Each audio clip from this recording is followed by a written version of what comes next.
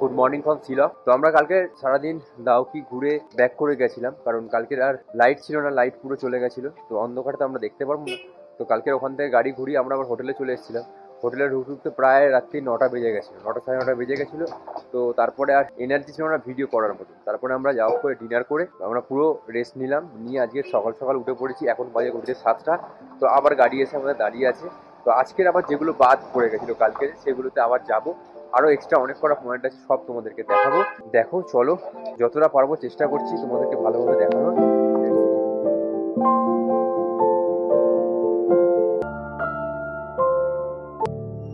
আমরা এসে গেছি সিঙ্গেল টেকার লিভিং রুট ব্রিজে। এখানে গাড়ি পার্কিং করে দিয়েছে।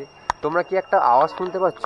যে আওয়াজটা বলে বোঝাতে পারবো, দেখো কতটা রেকর্ড হচ্ছে বুঝতে পারছি, তবে আমি শুনতে পাচ্ছি। হ্যাঁ, এই আওয়াজটাই হচ্ছে ঝিঝি পোকার। তো আমাদের এখানে লোকালকে জিজ্ঞেস করলাম যে এটা কি আওয়াজ হচ্ছে, তো ওরা বললো যে এখানে ঝিঝি পোকার আওয়াজ হচ্ছে। তো চলো দেখি, ঝিঝি পোকা দেখা যায়। এই স্টেয়ারগুলো দিয়ে উপরে উঠতে হবে, লিভিং রুট ব্রিজে যেতে হবে। আমাদের ট্রিপেতে double decker living root bridge করিনি, কারণ আমাদের সাথে বয়স্ক লোক ছিল এবং ওটা চিরাপুঞ্জিতে স্টে করতে হতো, তাই কারণে আমরা সিঙ্গেল ডেকার ব্রিজ করছি। ও কি সুন্দর! আমরা রুটস ব্রিজের ওপরে এখন আছি।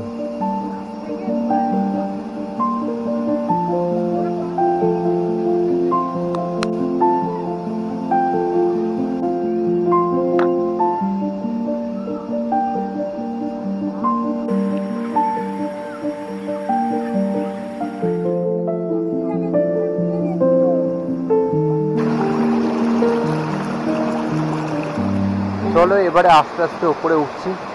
অনেকটাই নেমে গেছিলাম, প্রায় 200 স্টেয়ার রয়েছে।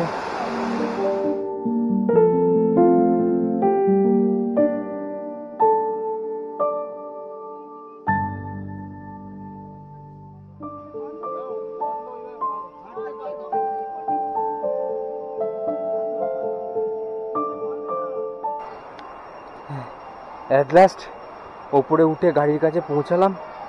খুব কষ্টকর জার্নি, তবে যেটা দেখেছি সেটা আর কোথায় পাবো না।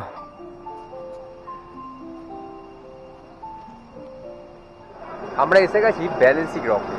তো লিভিং রুট ব্রিজ থেকে জাস্ট অল্প কিছু করে দূরত্বেই ব্যালেন্সিং রক আসা যায়। তো আমরা এখন ব্যালেন্সিং রকে দাঁড়িয়ে রয়েছি। এখানেও এন্ট্রি ফি রয়েছে 10 টাকা করে। চলো দেখি, টিকিটটা কেটে তারপরে।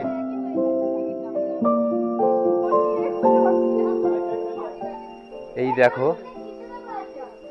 এটাই হচ্ছে ব্যালেন্সিং রক, একদম রাস্তার ধারে। দেখো কি প্রকৃতির সৃষ্টি, একটা ছোট পাথরের উপরে কিভাবে বড় পাথরটা রয়েছে।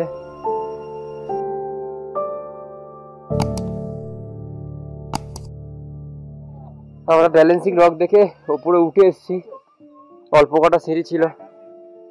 চলো আবার নেক্সট। চলো আমরা এন্ট্রি করে গেছি মাউলিলং ভিলেজে। তো এন্ট্রিতে 300 রুপিস নিয়েছে পার কার।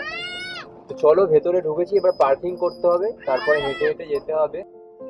আমরা এসে গেছি মাউলিলং এর এন্ট্রি পয়েন্টে। গাড়ি পার্ক করে এই বাঁ দিক দিয়ে এন্ট্রি করতে হবে। চলো এন্ট্রি করে নিই। এখানে অনেক রেস্টুরেন্ট রয়েছে, তোমরা যদি চাও তো খেয়ে দিয়ে একবার রেডি হয়ে যেতে পারো, কারণ এখন দুপুর 2টো বাজে।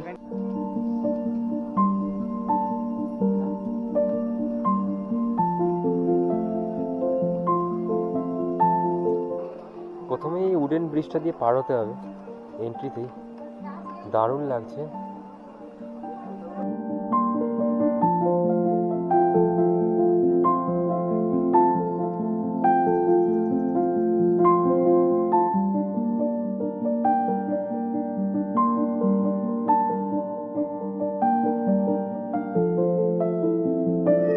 এটা হচ্ছে ট্রি হাউস। দেখো, তোমরা যদি ট্রি হাউসে উঠতে চাও তো 20 রুপিস পার হেড।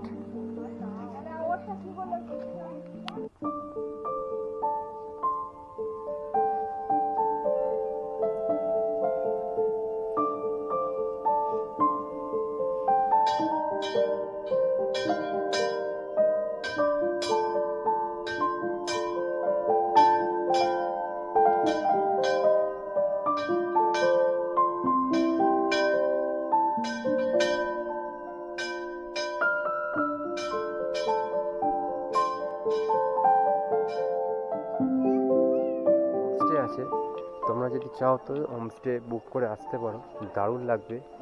এখানে 2-3 দিন থাকলেই জাস্ট মনটা খুব ভালো হয়ে যাবে। আমরা এখন এশিয়ার সবথেকে বেশি পরিষ্কার গ্রামেতে আছি। পরিষ্কার এতদিন ইন্টারনেটে ইউটিউবে দেখতাম, ফটোতে কতটা ভালো আসছে সেটা বলতে পারছি না, কিন্তু নিজে চোখে দেখলে আরও ভালো লাগবে।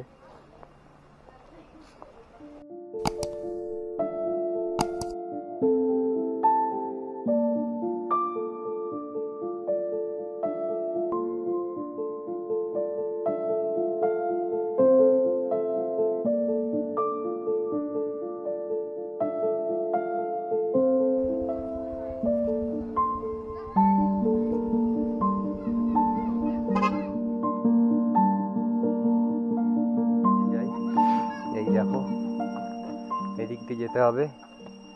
দেখি, হচ্ছে sky view point, per head 30 rupees. এখান দিয়ে উঠে গাছের একদম উপরে যেতে হবে, গিয়ে তুমি পুরো মাউলিলং ভিলেজটা দেখবে। চলো স্কাই ভিউ পয়েন্ট থেকে বেরিয়ে এবারে বেরাবার পালা। এবারে লাঞ্চ করে নেবো, টাইম হয়ে গেছে অনেক, 1 ঘন্টা লাগলো পুরো ঘুরতে, 3টে বাজে। দেখো আমরা এই রেস্টুরেন্টটায় খাচ্ছি, এটা মাউলিলং ভিলেজের ভেতরেই এই রেস্টুরেন্টটা। তো চলো, এই যে আমাদের এখানে সবাই বসেছে, দেখো কি সুন্দর, দেখো সবাই বসে আছে।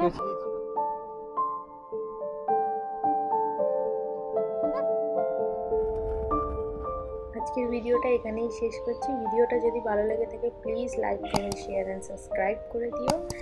চলো দেখা হবে আবার নেক্সট এপিসোডে। Tata, stay tune.